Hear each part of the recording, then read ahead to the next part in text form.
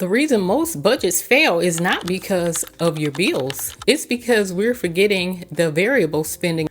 Groceries, fast food, household spending, gas, all of those things just add up, and they add up very quickly.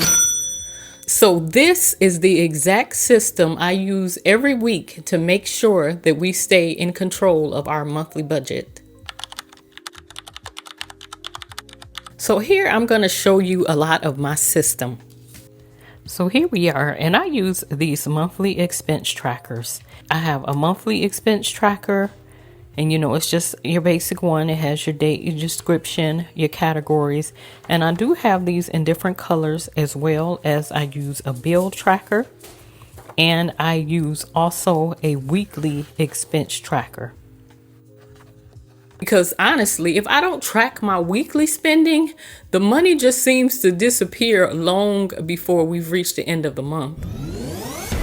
And especially for us, since we are getting paid once a month, we need to know where our money is going throughout every week before we get to the end of the month. Because once you've gotten to the end of the month and you blew it somewhere in week 2, there's no going back. You just have to wait until the next month to get paid again. So these weekly expense trackers come in handy for someone who's being paid monthly as well as just being paid weekly. So we'll get started off like for groceries. I use the color green. And I highlight everything that is going into the grocery category. And once I am done with all of the highlighting, it will be added up, and I will just eventually write it down at the bottom of the page. So in this instance with the groceries, we're giving ourselves a monthly budget of $1,000, which gives us a weekly budget of around $250. This week we've already spent $194, and that's leaving us with a weekly balance of $56. So the first week is not even out yet. If I go to the store, I know that we need to just only get like the fresh things, because $56 over the next 3 days, that would mean that we can only spend that amount, or we're going to be going into another budget for the following week. Okay, so next we'll move on to gas.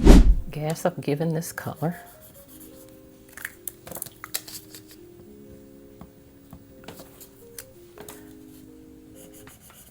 At $68.20. That's all we have so far for gas.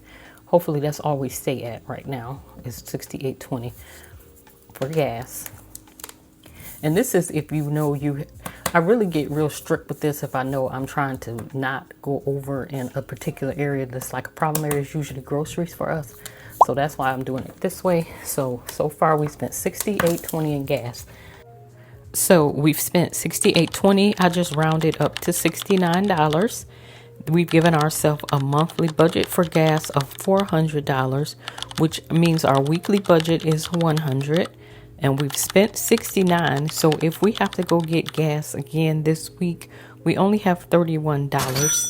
But gas is one of those things that if you need to get somewhere, you would need to pull from another area if you run out of gas.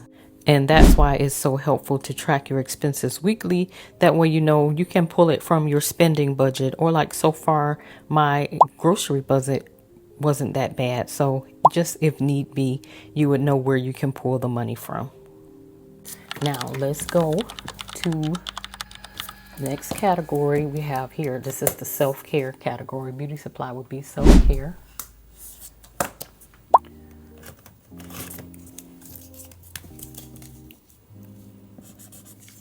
Okay, and then we're going to write that also here. And so far we've spent $824. Our budget for the month for self-care is $50 for the month, which means it's only like 12. We only like giving ourselves like 12 something for the week. So for self-care, so we're still within budget right now. So for self-care, our monthly budget 50, weekly budget like 12 and a half. We spent $8, and so we have $4 left for the week. So far for spending, we've only done this Dollar Tree transaction, and it was for like $12. So I'm just going to say we gave ourselves a monthly budget for spending of $100, which brings our weekly budget for spending to $25. And we spent the $12, which means we now have a weekly balance in our spending category of $13. So that's what we can spend still. We're still in the green. Honestly, this is what helps me feel calm with money. It's not about perfection. It's just about awareness of where we are within the month and within our budget. With that being said, we're going to go ahead and continue moving now into dining out. And for dining out, we really only went out so far. We went to Popeyes to eat, and we did grab Dunkin' Donuts, but we've given ourselves a monthly budget of $400, which brings our weekly budget to $100 because it's 4 weeks. And so we've spent $30 and we've got a $70 balance. I really can't see that we're going to be going out dining out, but if we do, we have the budget left for it. So I'm grateful for that. So now we're moving into another category, which is our household spending. And a lot of times I will group our household with our grocery budget, but I do want to know what we're spending in household because a lot of times I will get things off of Amazon. So that's why I'm doing it this way, to make sure that I can know exactly what the spending is for. So for the monthly budget for household is $100 and our weekly budget $25, rounding our amount spent for this week so far to $13, and that gives us a weekly balance of $12. And I do think this will help me because a lot of times I feel like when I'm looking at like my Amazon transactions, I feel like I've gone over, like overspending. But if it's a part of the household and I do give myself a budget of $100 for that, then I really have not gone over. So that's just one of the things, and that's why I go into seeing what my variable spending actually is and categorizing everything as I go. So far for this week, so far we have another $12 left. Okay, and here now we're just going to move into what we spent for the kids. I've given the kids a monthly budget of $100, which brings us to a weekly budget of $25. And we spent just $12 for that school shirt. So we have another $13 left for the week for the kids and their spending. And they do get their own allowance, but this is like something like a school shirt. I feel like that's something that I should be getting for them. But like if they want to go to the store and they start going into that candy section on chips, I just let them do it. So here we have this monthly expense tracker, and I have given myself a starting balance of $2,100 because that's the variable spending for the entire month. And this is for the month of May.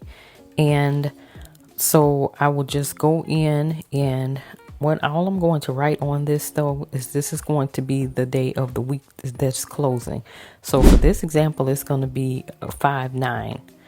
But so for groceries, so we've already spent our $194. So I'm just going to highlight and show that I have $56 left. So for gas, we've spent $69 already out of our $100 balance. So we have $31 left. And the same for self-care. We have $3 left because we spent $8 for our spending. We spent $12, so we have $13 left. Dining out, we spent $29, which is now giving us $70 to take for the rest of the week. And for a household, we spent $13, so we have 12 left. And for the kids, you know, they spent the $12, so they have 13 left. And so that is just how I do that. And I write out that that is the balance of what I have. So what happens at the end of the week is if I still have that, then it would just go into the following week, or I will put it into my savings challenges or allocate it somewhere else. So that's how I end up getting like a buffer into my budget. Is just by doing it this way. But this way really controls how much I'm spending as I'm going. And I just continue with that same color coding system that I've been using throughout. Because I told you I had to start over, because we have to start over even with our month ahead. We have to start over with everything, because a lot of our spending, we had a lot of extra things that came up that blew into the budget as far as medical expenses, taxes, all of that stuff. It just changed where we were within our budget. And also for this weekly expense tracker, I go in and just add up the totals for each of the days, and just to see where I spent, because a lot of it, sometimes you can notice like you had some emotional spending, and then you can see what was going on that day, just to, you know, as far as eating and just like what you spent money on for the day. So a lot of it, just if I'm seeing certain patterns, that would be something that I would just start looking out for as I'm going throughout the month. Because that 2/11/05 in one day, and we ended up going to like Popeyes, like that signals something was going on. This is where I will write my notes if I went over or under for the week, given how much I know I'm supposed to spend in each category, what my budget is. And I'm not done with the week, but that's how I would do that. Okay. And then it would transfer over into the next period. I use these portable expense trackers when I go out, and then I just keep a run in the balance. That way, if you're using cash, you know you should have $56 left. If you're using your credit or debit card and you've moved the money over, you know you still have $56 left to be able to spend in the grocery category. And this is why weekly check-ins matter so much. Budgeting is not about being perfect. It's about paying attention before things spiral. Next, I'll show you exactly how I organize these categories using my cash stuffing system.